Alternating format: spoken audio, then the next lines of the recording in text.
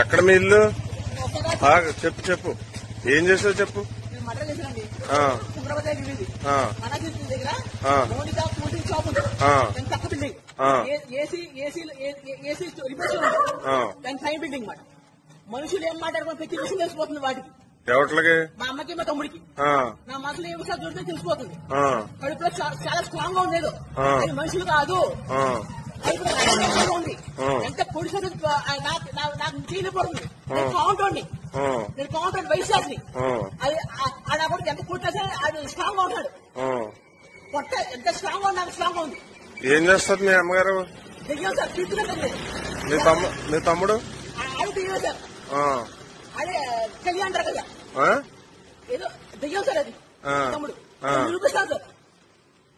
నేను మనిషిని సార్. చంపేశారు ఇద్దరినే? చంపేశాను. బతుకుతారం దయ్యాల్సింది సార్.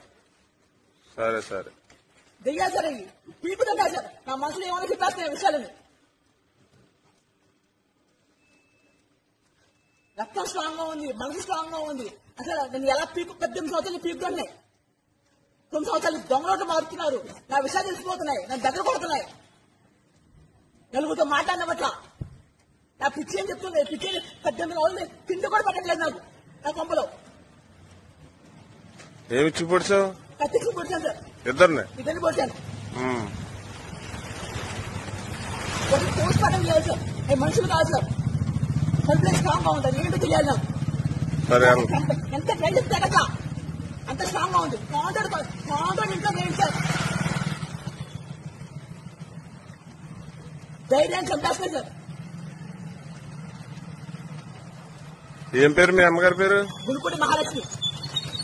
మీ తమ్ముడి పేరు? గురుపూడి రవితేజ. మీ నాన్నగారు ఉన్నారా? మా నాన్న చంపేశాక మా తమ్ముడు గురుపూడి శ్రీరాముడు. మనుషులు దెయ్యాలి సరే.